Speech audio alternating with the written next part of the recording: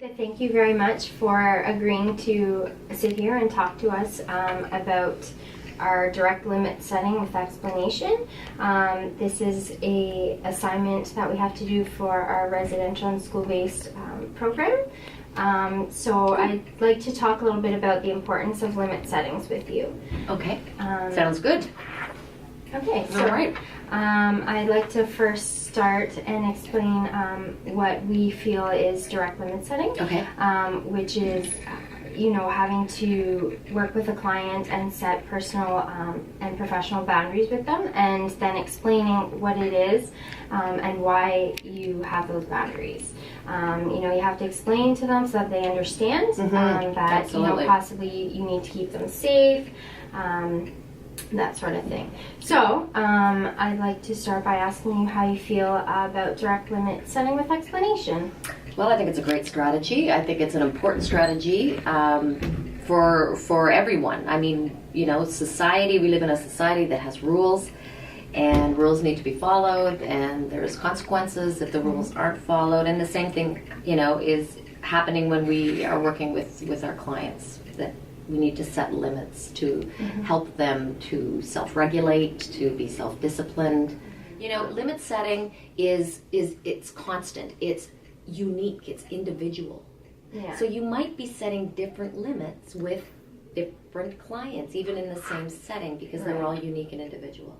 Which I don't know about you, but I find is sometimes difficult, Right. especially, for my placement, for example, we have a child who constantly gets up, moves around. She can't sit down, focus on her work. So Right. when she does, we praise her. I make sure that I say, fantastic job, like you're doing great work.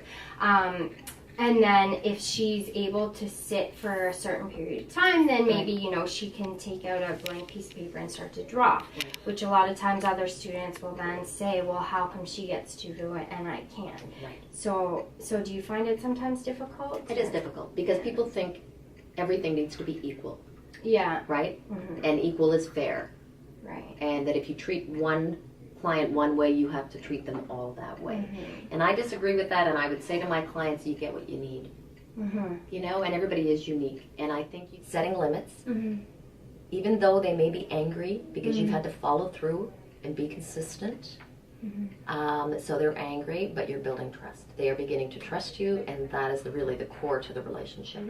If you set a limit, do you think that it's very important to let the other staff know as well, so that it's all kind of, they all go through and are Absolutely. consistent? Yeah. Absolutely. You need to be communicating all the Yeah. time, right? And have those discussions with your team. Myself in my school-based placement right now, Right. if a student, I had a student who would always just call my name out, Miss Lodge, and I was working with other students. Right. So when I was finished, I'd go over to her and I said, if I'm working with somebody else, I understand that you may have a question and it's important, but if you raise your hand, I'll come over to you. Right. And so, I had to mention it a few times, and then she started to understand, well, she will come over to me, she'll see my hand up. So I think that that's a really important boundary that I was able to set, and now she uses it all the time. Excellent. So it does work. It does work, absolutely. And then what you want to do is take that and encourage them to transfer it over into all other aspects of their life. Okay, well, I'd like to thank you very much for taking the time to